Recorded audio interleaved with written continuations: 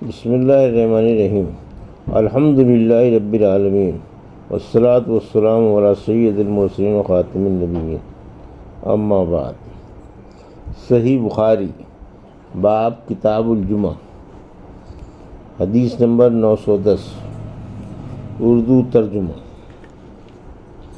جمعے کے دن جہاں دو آدمی بیٹھے ہوئے ہوں ان کے بیچ میں نہ داخل ہو۔ ہم سے عبدان نے بیان کیا، انہوں نے کہا کہ ہمیں عبداللہ بن مبارک نے خبر دی، انہوں نے کہا کہ ہمیں ابن ابی ذئب نے خبر دی، انہیں سعید مقبری نے، انہیں ان کے باپ ابو سعید نے، انہیں عبداللہ بن ودیہ نے، انہیں سلمان فارسی رضی اللہ عنہ نے، کہ رسول اللہ صلی اللہ علیہ وسلم نے فرمایا، جس نے جمعے کے دن غسل کیا اور خوب پاکی حاصل کی اور تیل یا خوشبو استعمال کی، پھر جمعے کے لیے چلا اور دو آدمیوں کے بیچ میں نہ گھسا اور جتنی اس کی قسمت میں تھی نماز پڑھی، پھر جب امام باہر آیا اور خطبہ شروع کیا تو خاموش ہو گیا، اس کے اس جمعے میں سے دوسرے جمعے تک کے تمام گناہ بخش دیے جائیں گے۔ حدیث نمبر 911، اردو ترجمہ۔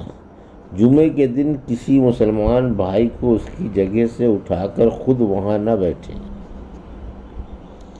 ہم سے محمد بن سلام بیکندی رحمۃ اللہ علیہ نے بیان کیا، کہا کہ ہمیں مخلد بن یزید نے خبر دی، کہا کہ ہمیں ابن جریج نے خبر دی، کہا کہ میں نے نافع سے سنا، انہوں نے کہا کہ میں نے حضرت عبداللہ بن عمر رضی اللہ عنہ سے سنا، انہوں نے کہا کہ نبی کریم صلی اللہ علیہ وسلم نے اس سے منع فرمایا ہے کہ کوئی شخص اپنے مسلمان بھائی کو اٹھا کر اس کی جگہ خود بیٹھ جائے۔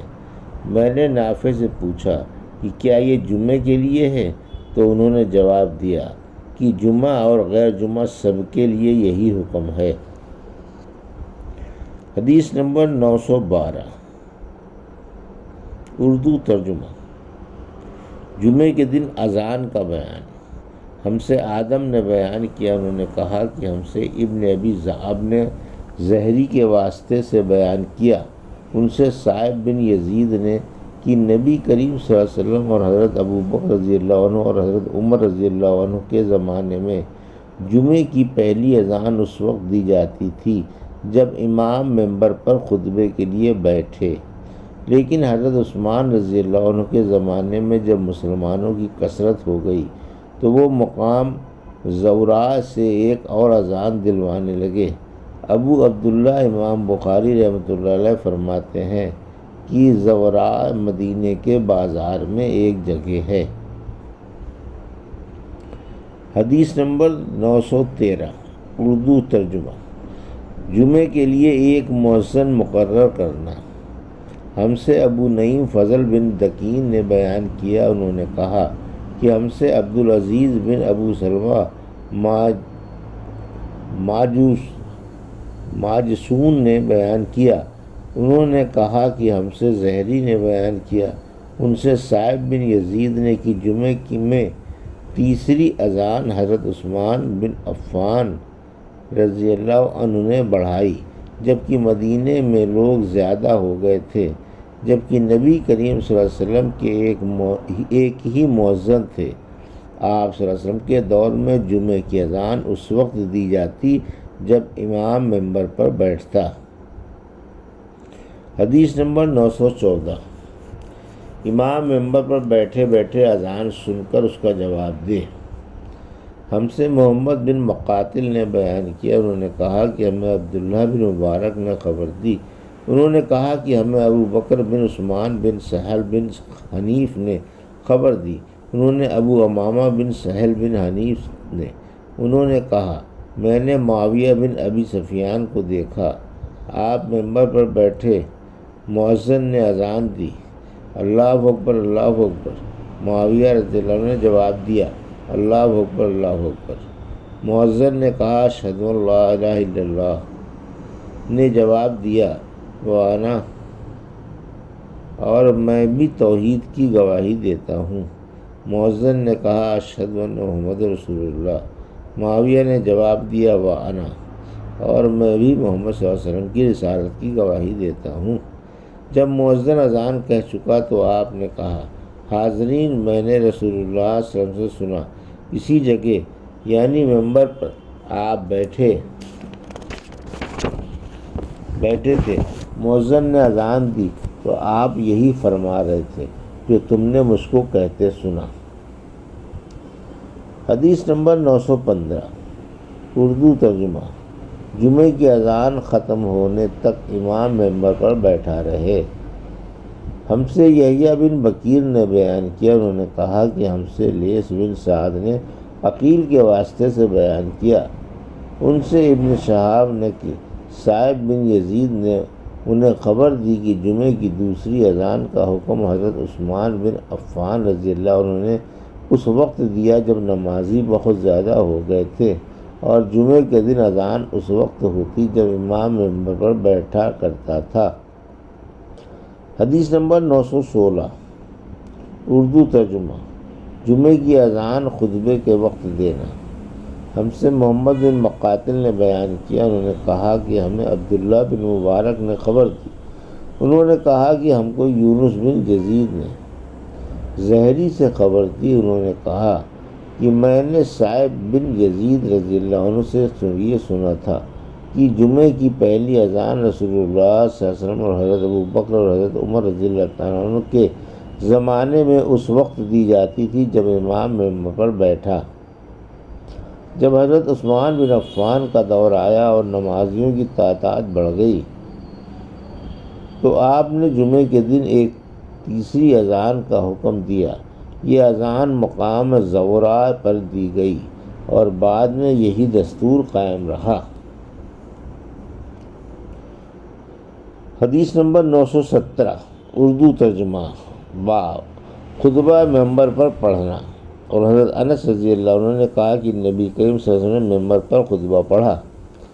ہم سے قنیبہ بن سعید نے بیان کیا، انہوں نے کہا کہ ہم سے یعقوب بن عبد الرحمن بن محمد بن عبداللہ بن عبد القاری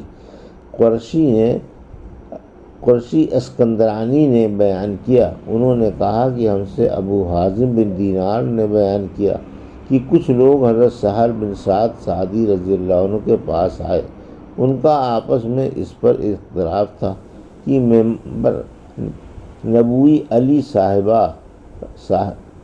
صاحبہ صلوات و سلام کی لکڑی کس درخت کی تھی، اس لیے سعد رضی اللہ عنہ نے اس کے متعلق دریافت کیا گیا۔ آپ نے فرمایا خدا گواہ ہے، میں جانتا ہوں کہ منبر نبوی کس لکڑی کا تھا۔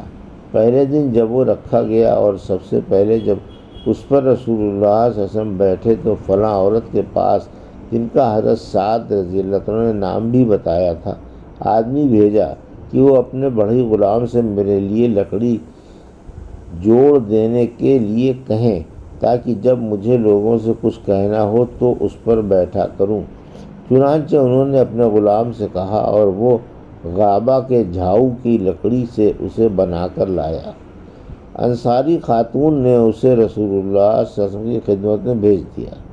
حضور صلی اللہ علیہ وسلم نے اسی پر کھڑے ہو کر نماز پڑھائی، اسی پر کھڑے کھڑے تکبیر کہی، اسی پر رکوع کیا، پھر الٹے پاؤں لوٹے اور منبر کی جڑ میں سجدہ کیا اور پھر دوبارہ اسی طرح کیا۔ جب آپ نماز سے فارغ ہوئے تو لوگوں کو خطاب فرمایا، لوگوں، میں نے یہ اس لیے کیا کہ تم میری پیروی کرو اور میری طرح نماز پڑھنی سیکھ لو۔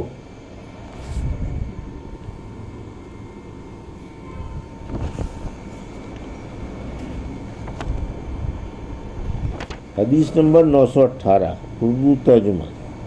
ہم سے سعد بن ابی مریم نے بیان کیا، کہا کہ ہم سے محمد بن جعفر بن ابی کثیر نے بیان کیا، کہا کہ مجھے یحییٰ بن سعید نے خبر دی، کہا کہ مجھے حفص بن عبداللہ بن انس نے خبر دی، انہوں نے سیدنا جابر بن عبداللہ رضی اللہ عنہ سے سنا کہ ایک کھجور کا تنا تھا جس پر نبی کریم صلی اللہ علیہ وسلم ٹیک لگا کر کھڑے ہوا کرتے تھے۔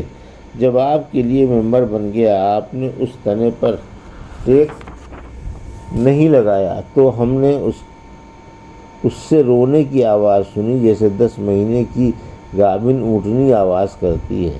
نبی کریم صلی اللہ علیہ وسلم نے ممبر سے اتر کر اپنا ہاتھ اس پر رکھا، تب وہ آواز موقوف ہوئی، اور سلیمان نے یحییٰ سے یوں حدیث بیان کی کہ مجھے حفص بن عبید اللہ بن انس نے خبر دی اور انہوں نے جابر سے سنا۔ حدیث نمبر 919 اردو ترجمہ۔